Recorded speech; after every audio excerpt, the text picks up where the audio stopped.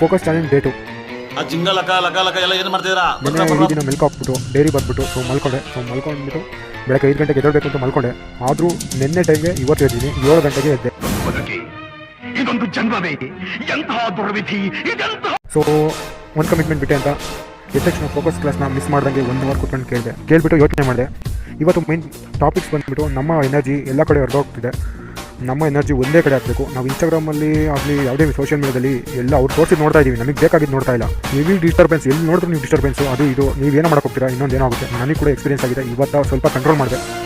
Truth of ಯೂಟು ಇವತ್ತನ್ನು ಯೂತ್ಗಳು ಪ್ರತಿಯೊಬ್ಬರು 8 ಗಂಟೆ ಕಾಲ ಮೊಬೈಲ್ ನೋಡ್ತಾ ಇದ್ದರೆ ಅದು ಏನು ನೋಡ್ತೀವಿ ಅಂತ ಅವ್ರಿಗೆ ಗೊತ್ತಿಲ್ಲ, ಅದು ಏನಕ್ಕೆ ನೋಡ್ತಾ ಇದ್ದೀವಿ ಅಂತಲೂ ಗೊತ್ತಿಲ್ಲ. ನಾನು ಕೂಡ ಅದರಲ್ಲಿ ಒಬ್ಬ 17 ವರ್ಷ ಎಜುಕೇಷನ್ ಮಾಡಿದ್ದೀವಿ, ನಮ್ಗೆ ಏನೂ ಗೊತ್ತಿಲ್ಲ. ಈ ಕೆಲಸ ಕಂಪ್ಲೀಟ್ ಇವತ್ತಿಂದ ಇನ್ನೊಂದು ಕಮಿಟ್ಮೆಂಟು. ಏನಾದರೂ ಕೆಲಸ ಸ್ಟಾರ್ಟ್ ಮಾಡಬೇಕು ಅಂದರೆ ನಾನು ಯಾಕೆ ಮಾಡಬೇಕು, ಅಥವಾ ಮಾಡ್ತಾ ಇದ್ದೀನಿ ಅಂತಂದರೆ ಏನಕ್ಕೆ ಮಾಡಬೇಕು, ಯಾಕೆ ಮಾಡಬೇಕು, ವೈ ವಾಟ್ ಡಿಸ್ಟರ್ಬ್